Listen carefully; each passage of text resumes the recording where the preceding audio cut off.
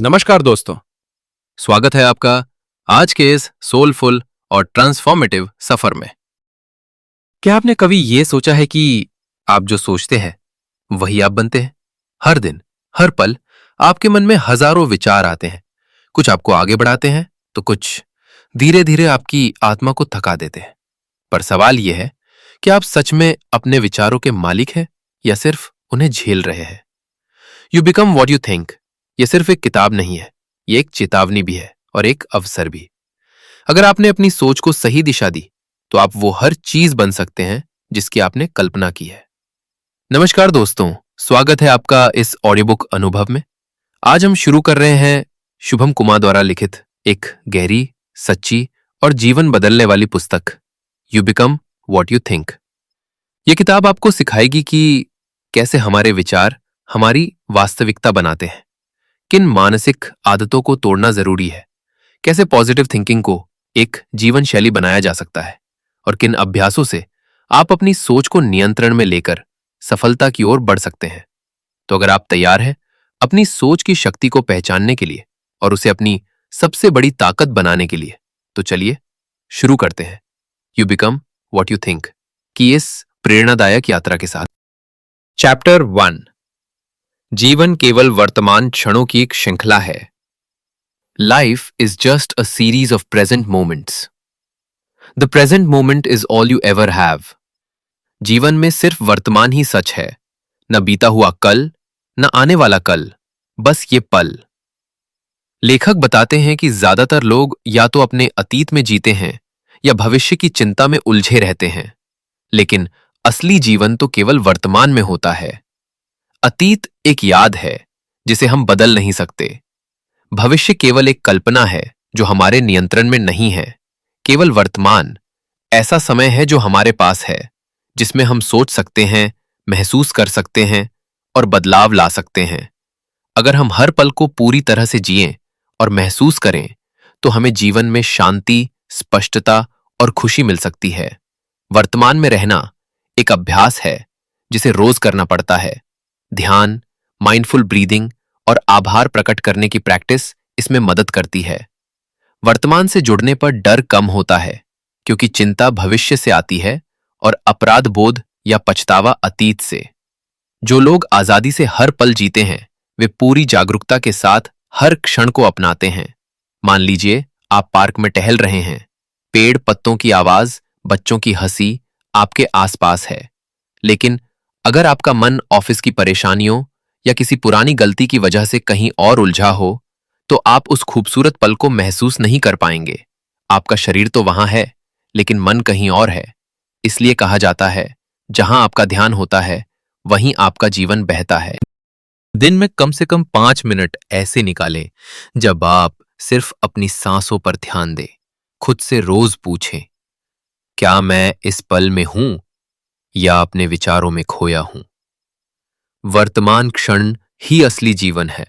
इसे पहचानने पर मानसिक शांति, स्पष्टता और खुशी अपने आप आती है। जहां आपके पांव हैं वहीं आपका मन भी हो। Suffering is inevitable but you shouldn't increase it. इस चैप्टर में लेखक बताएंगे कि दुख जीवन का हिस्सा है, लेकिन हम अपने ही विचारों से उस दुख को और बड़ा कर लेते हैं। क्या आप भी अपने दर्द को और गहरा करते हैं? अगला अध्याय इसी सवाल का जवाब देगा। Chapter 2, suffering is inevitable but you shouldn't increase it. Pain is natural but suffering is optional. दर्द जीवन का हिस्सा है, लेकिन पीड़ा को बढ़ाना हमारे विचारों पर निर्भर करता है। इस अध्याय में लेखक बताते हैं कि जीवन में तकलीफें आना तय है। किसी का साथ छूट जाना, नौकरी चली जाना या बीमार पड़ना, ये सब वास्तविक दर्द है। लेकिन जब हम उसी घटना को बार बार सोचते हैं, अफसोस करते हैं या खुद को कोसते हैं, तब वो दर्द धीरे धीरे सफरिंग में बदल जाता है। शुभम कुमार कहते हैं, life gives you pain once but your thoughts repeat it 1000 times. जिंदगी एक बार चोट देती है, लेकिन आपके विचार उसे 1000 बार महसूस करवाते हैं। रवि का ब्रेकअप हो गया। ये एक सच्चा दर्द है, लेकिन अब रवि रोज उसकी पुरानी तस्वीरें देखता है, उसके बारे में सोचता है और ये सोचकर दुखी होता है कि मेरे साथ ही ऐसा क्यों हुआ। अब वो अपनी सफरिंग खुद बना रहा है। रीना की नौकरी चली गई। ये एक पेनफुल सिचुएशन है। अगर रीना उस एनर्जी को नए स्किल्स सीखने में लगाए और आगे बढ़ने की सोचे तो वो दर्द वहीं रुक जाएगा।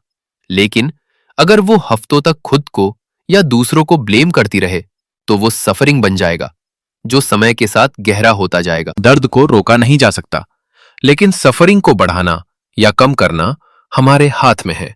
हमारी सोच और प्रतिक्रिया यह तय करती है कि हम कितनी देर तक तकलीफ में रहेंगे। अगर हम स्थिति को स्वीकार कर लें तो मन का बोझ हल्का हो जाता है।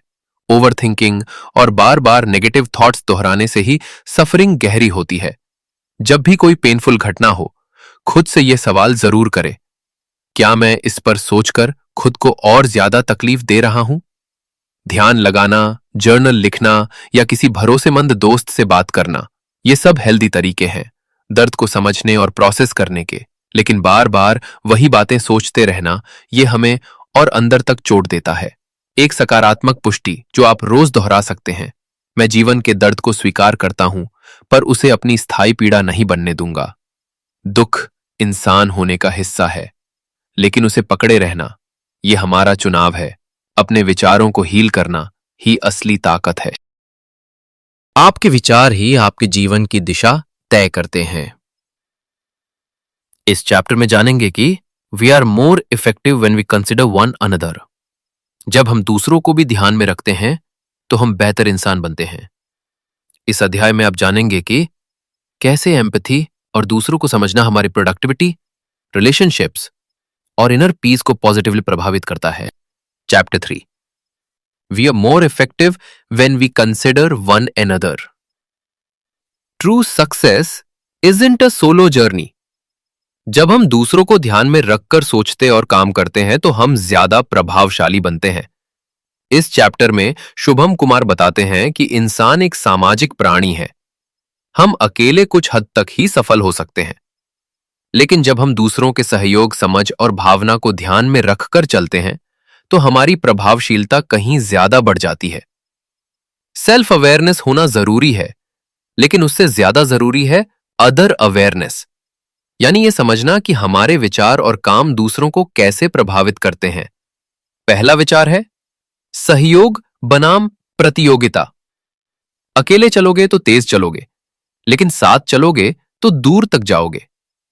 जब हम सहयोग की भावना से काम करते हैं, आइडियाज शेयर करते हैं, दूसरों की सुनते हैं, तो आउटकम्स बेहतर होते हैं। उदाहरण के लिए, एक ऑफिस टीम में अगर लोग एक दूसरे की सलाह सुने, स्ट्रेंथ्स को पहचाने और मिलकर काम करें तो प्रोजेक्ट्स स्मूथली चलते हैं। इसके विपरीत, अगर हर कोई सिर्फ अपनी सोच को सही माने तो टीम में टकराव और कंफ्यूजन हो जाता है।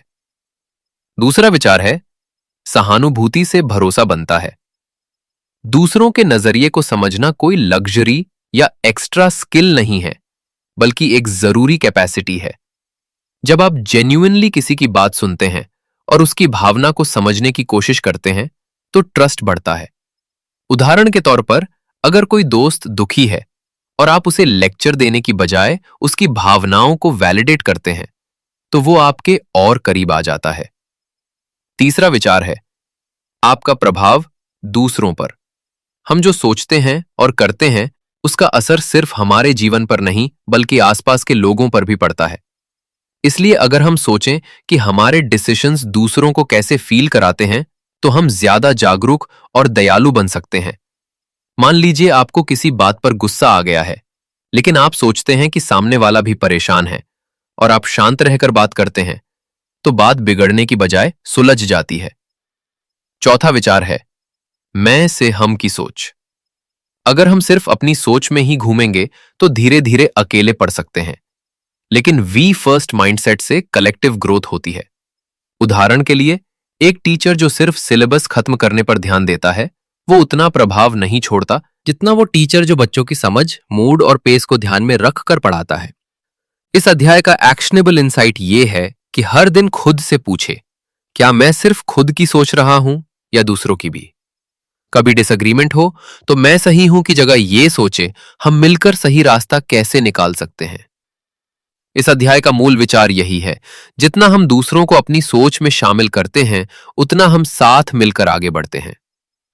असली प्रभाव तब आता है जब हम दूसरों की भावनाओं, जरूरतों और नजरिए को अपनी सोच में जगह देते हैं। When planning for the long term, preferences change. जो चीजें आज हमें पसंद है जरूरी नहीं कि वो कल भी वैसी ही रहे।